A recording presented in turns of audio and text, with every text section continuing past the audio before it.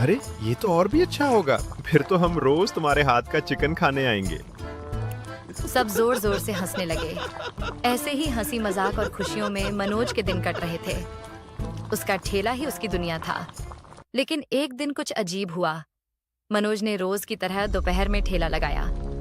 गरम गरम chicken curry तैयार थी। मसालों की खुशबू भी पहले जैसी ही थी। लेकिन शाम होने लगी और एक भी ग्राहक नहीं आया। मनोज मन ही मन बुदबुदाया। अरे, ऐसा तो पहले कभी नहीं हुआ। आज सारे गांव वाले कहाँ चले गए? तभी उसका पुराना ग्राहक रमेश वहां से गुजरता दिखा। मनोज तुरंत उसके पास गया। अरे भाई रमेश, तुम्हारा तो दिन अधूरा जाता था मेरे चिकन के बिना। आज क्या हो गया? कहाँ गायब थे? भाई मनोज, नाराज मत होना, लेकिन गांव में एक नया चिकन करी का ठेला शुरू हुआ है। तो वो चिकन के साथ तंदूरी रोटी देता है और उसकी तंदूरी रोटी चिकन के साथ इतनी बढ़िया लगती है कि पूछो ही मत। सारे गांव वाले वहीं जमा हैं। यह सुनते ही मनोज का चेहरा उतर गया। उसने चुपचाप अपना ठेला समेटा और घर की ओर चल पड़ा। रास्ते में उसका दोस्त पंकज मिल गया। अरे मनोज, इतना मुंह क्यों लटकाया है? क्या हुआ? मनोज ने सारी बात बता दी। अरे यार, इतना परेशान क्यों हो रहा है? कुछ दिन लोग तंदूरी खाएंगे, फिर वापस तेरे पास ही आएंगे। तेरे हाथ का स्वाद कोई नहीं भूल सकता। मनोज ने हल्की सी मुस्कान दी, लेकिन दिल में चिंता अभी भी थी। अगले दिन मनोज ने फिर से उम्मीद के साथ अपना ठेला लगाया। उसने सोचा, शायद आज सब ठीक हो जाए। लेकिन दोपहर से शाम हो गई और फिर भी एक भी ग्राहक नहीं आया। हताश होकर वह बुदबुदाया। लगता है अब ठेला बंद करके कोई और काम करने का वक्त आ चुका है। उधर दूसरी ओर दिलीप, जिसका नया चिकन करी और तंदूरी रोटी का ठेला था, घर में खुशी मना रहा था। अरे रूपा, अब तुम जितने चाहो उतने गहने ले लो। हमारा ठेला अब गांव में नंबर 1 है। सच में जी? अब तो मैं सोने का हार जरूर बनवाऊंगी। उधर मनोज उदास होकर घर पहुंचा। उसकी पत्नी पूजा ने उसका चेहरा देखा और समझ गई कि बात गंभीर है। मनोज जी, हिम्मत मत हारिए। ये मेरे सारे गहने बेच दीजिए और आप भी तंदूरी रोटी बनाना शुरू कर दीजिए। शायद हमारा ठेला फिर से चल पड़े। नहीं पूजा, ये तुम्हारे मायके की निशानी है। मेरे लिए गहनों से ज्यादा आपका सपना जरूरी है। आखिरकार मनोज ने गहने बेच दिए और पैसों से तंदूरी रोटी का सामान और एक मिट्टी का तंदूर खरीद लाया। फिर वह गांव के पुराने ढाबे वाले काका के पास पहुंचा। काका, मैं अपने ठेले पर तंदूरी रोटी बनाना चाहता हूँ। क्या आप मुझे सिखाएंगे? ठीक है बेटा, सिखा दूंगा। लेकिन सुनो, अगर तंदूरी रोटी की अच्छी सामग्री लाओगे तो ज्यादा मुनाफा नहीं होगा। तो फिर? मुनाफा चाहिए तो थोड़ा मिलावट करनी होगी, तभी सस्ती पड़ेगी। मनोज कुछ पल चुप रहा, फिर मजबूरी में बोला, ठीक है काका। काका ने उसे सब सिखा दिया। मनोज ने ध्यान से हर बात सीख ली। अगले दिन उसने ठेले पर बड़ा सा बोर्ड लगाया, तंदूरी रोटी और चिकन करी। यह देखकर उसके पुराने ग्राहक दौड़े चले आए। अरे मनोज भाई, तुम भी तंदूरी रोटी बनाने लगे? हाँ भैया, आज से चिकन करी के साथ गर्मा गर्म तंदूरी रोटी भी मिलेगी। तो जल्दी लगाओ प्लेट, बहुत भूख लगी है। मनोज ने गरम तंदूरी रोटी और चिकन परोसा। लोगों ने खाते ही कहा, वाह, मजा आ गया। धीरे धीरे फिर से उसके ठेले पर भीड़ लगने लगी। मनोज के चेहरे पर खुशी लौट आई, लेकिन उसे नहीं पता था कि वही तंदूरी रोटी जल्द ही उसे एक बहुत बड़ी मुसीबत में डालने वाली थी। 2 दिन तक सब कुछ ठीक चलता रहा, लेकिन तीसरे दिन सुबह मनोज ठेला खुलने जा रहा था तो उसने देखा कि दिलीप के ठेले पर भारी भीड़ जमा है। 2 शहर के आदमी कुछ जांच पड़ताल कर रहे थे। मनोज उत्सुकता से पास गया। एक आदमी, जो फूड इंस्पेक्टर था, सख्त आवाज में बोला, दिलीप, तुमने अपनी तंदूरी रोटी में मिलावट की है। इसी वजह से गांव के कई लोग बीमार पड़े हैं।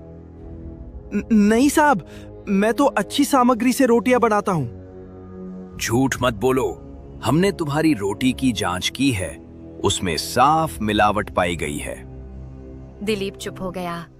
पुलिस आई और उसका ठेला भी जब्त कर लिया गया।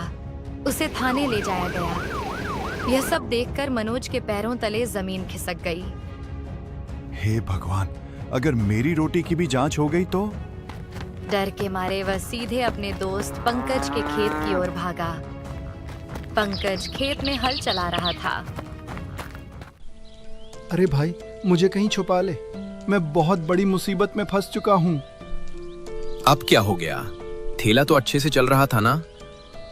मनोज ने घबराते हुए सारी बात बता दी। काका की मिलावट वाली सलाह, तंदूरी रोटी और आज की कार्रवाई। पंकज ने गहरी सांस ली। अच्छा हुआ तुमने आज ठेला जल्दी शुरू नहीं किया, वरना तुम भी पकड़े जाते। अब मैं तंदूरी रोटी नहीं बना सकता। मुझे फिर से पुराना चिकन और चावल ही बनाना पड़ेगा। तो इसमें बुरा क्या है? गांव में दूसरा ऐसा ठेला भी नहीं है। तुम्हारा चिकन और चावल पहले भी खूब चलते थे। यह सुनकर मनोज के चेहरे पर हल्की मुस्कान आ गई। सही कहा भाई, कल से फिर वही पुराना स्वाद लौटेगा। मनोज को नहीं पता था कि उसकी असली मुसीबत अब शुरू होने वाली थी। अगले दिन मनोज पूरे जोश के साथ अपना पुराना चिकन और चावल का ठेला शुरू करता है। उसने मन ही मन कहा, अब तो सारे ग्राहक मेरे ही ठेले पर आएंगे। असली स्वाद यही है। वह उम्मीद से खड़ा रहा। धूप ढली, शाम होने लगी, लेकिन उसके ठेले पर एक भी ग्राहक नहीं आया। मनोज की चिंता बढ़ने लगी। ये क्या हो रहा है? न तंदूरी न चावल, फिर लोग कहाँ जा रहे हैं? आखिरकार उसने ठेला बंद किया और गांव में देखने निकल पड़ा कि कहीं कोई नया ठेला तो नहीं लग गया। तभी उसकी नजर पड़ी दिलीप का वही ठेला, और वहां फिर से भारी भीड़। मनोज हैरान रह गया। ये कैसे हो सकता है? इसे तो कल पुलिस स्टेशन ले गए थे। वह पास से गुजर रहे एक आदमी से बोला, अरे भाई, कल तो इसका ठेला फूड इंस्पेक्टर ने बंद करवाया था ना? हाँ भाई, करवाया था, पर दिलीप ने इंस्पेक्टर को पैसे खिला के ठेला छुड़ा लिया। पर गांव वालों को पता है ना कि वो रोटी में मिलावट करता था। अब वो तंदूरी रोटी नहीं दे रहा। तो फिर क्या दे रहा है? अब वो खमीरी रोटी दे रहा है, इतनी मुलायम और इतनी स्वादिष्ट कि पूछो ही मत। यह सुनकर मनोज सोच में पड़ गया। खमीरी रोटी? ये क्या नई चीज है? वह तुरंत ढाबे वाले काका के पास पहुंचा। काका, ये खमीरी रोटी कैसे बनती है? बेटा, इसे भी तंदूर में ही पकाते हैं। बस मैदे के आटे में गेहूं का आटा और थोड़ा खमीर मिला देते हैं। इसी से रोटी मुलायम और स्वाद में अलग बनती है।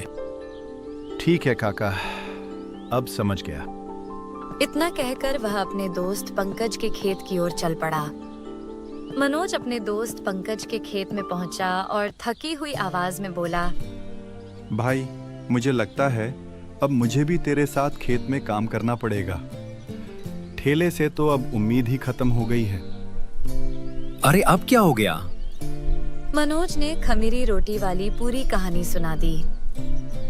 तू यही रुक, मैं अभी दिलीप के ठेले से एक प्लेट खमीरी रोटी और चिकन लेकर आता हूँ। पहले चखते हैं, फिर सोचेंगे क्या नया किया जा सकता है। पंकज दीपक के ठेले पर जाकर एक खमीरी रोटी और चिकन पैक करके ले आता है। चल, उस पेड़ के नीचे बैठकर खमरी रोटी का मजा लेते हैं। दोनों पेड़ के नीचे बैठ गए। जैसे ही पत्तल खोली, खुशबू चारों तरफ फैल गई। पंकज बोला, वाह भाई, खुशबू तो कमाल की है। दोनों ने पहला निवाला लिया। पंकज का दिल खुश हो गया। सच कहूँ तो स्वाद गजब का है। इसी वजह से सारा गांव उसके ठेले पर जा रहा है। हाँ भाई, पर मैं ऐसा क्या नया करूं कि लोग फिर से मेरे ठेले पर आएं? अरे पहले ये खत्म कर लेते हैं, वरना ठंडा हो जाएगा। क्या अलग करना है बाद में सोचेंगे। दोनों ने चिकन खत्म कर दिया, लेकिन एक खमीरी रोटी बच गई। मनोज बोला, अरे एक रोटी तो बच गई, इसे किसके साथ खाए? पंकज ने पास रखी लहसुन की टोकरी से एक लहसुन उठाया। चल इसे लहसुन के साथ खाकर देखते हैं। जैसे ही उसने लहसुन के साथ रोटी का निवाला लिया, उसकी आंखें चमक उठी। अरे भाई मनोज, लगता है तेरे तरक्की का रास्ता मिल गया। कैसे?